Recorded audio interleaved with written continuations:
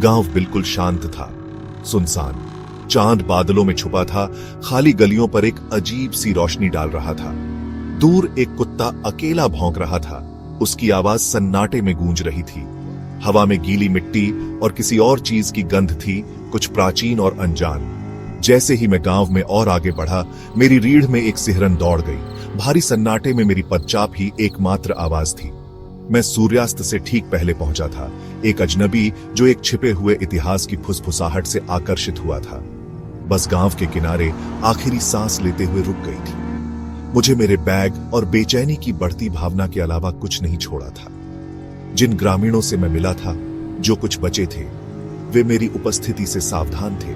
उनकी आंखें डर और इस्तीफे के मिश्रण से भरी थी। मैं उनकी आशंका समझ सकता था। गांव में एक भूतिया हवा थी, कुछ गड़बड़ होने का एक स्पष्ट एहसास। घर, जिनमें से ज्यादातर आधे ढह गए थे और रेंगने वाली बेलों ने निगल लिए थे, मुझे अनदेखी आंखों से देखते थे। यहां तक कि हवा भी रहस्य फुसफुसाती हुई प्रतीत हो रही थी। उसकी आवाज एक धीमी कराह थी जो मेरी रीढ़ में ठंडक भेजती थी। जैसे ही मैं गांव में आगे बढ़ा, मैंने देखा कि दूर एक छोटी सी आग टिमटिमा रही है। गर्मी और शायद कुछ संगति के वादे से आकर्षित होकर मैंने अपनी गति तेज कर दी। एक बूढ़ी औरत आग के पास दुबकी बैठी थी। उसके चेहरे पर अनगिनत झुर्रियां थीं, हर एक कठिनाई और समय की एक मौन कहानी कह रही थी। जैसे ही मैं पास आया, उसने ऊपर देखा।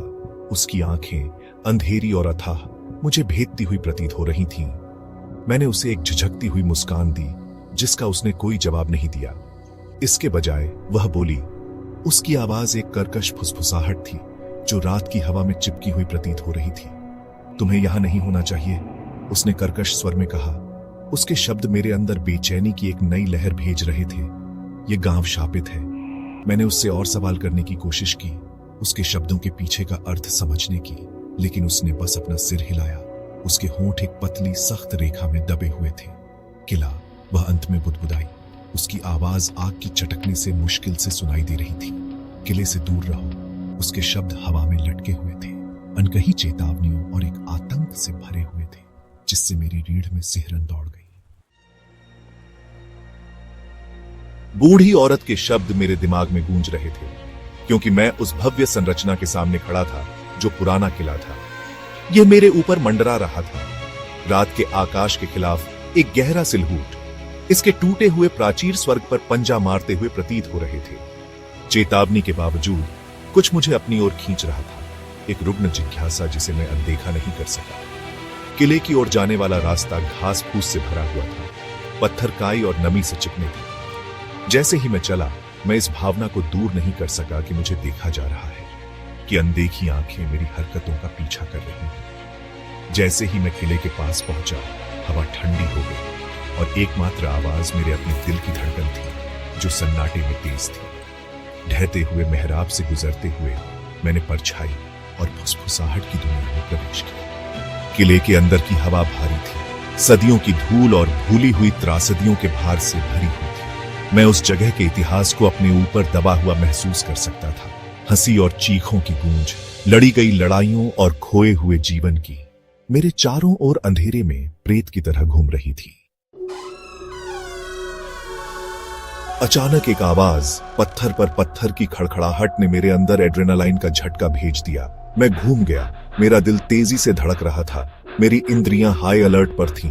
ऐसा लग रहा था कि आवाज किले के अंदर से आई है, मुझे आगे बुला रही है। मेरे दिमाग ने मुझे वापस मुड़ने के लिए, ग्रामीणों और बूढ़ी औरत की चेतावनियों पर ध्यान देने के लिए चिल्लाया, लेकिन कुछ, शायद वही रुग्ण जिज्ञासा ने मुझे आगे बढ़ने के लिए मजबूर किया, अंधेरे के दिल में और गहराई तक।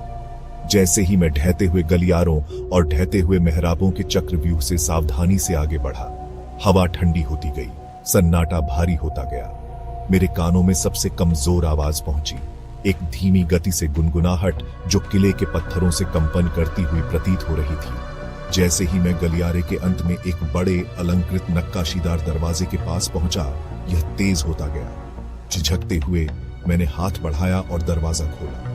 यह एक कराह के साथ अंदर की ओर झूल गया, जिससे एक बड़ा गोलाकार कक्ष दिखाई दिया। कक्ष के केंद्र में एक ईथर नीली रोशनी में नहाया हुआ, जो फर्श से ही निकलता हुआ प्रतीत हो रहा था, एक आसन खड़ा था, और उस आसन पर कोई धूल भरा अवशेष या भुला हुआ खजाना नहीं, बल्कि कुछ और अप्रत्याशित था।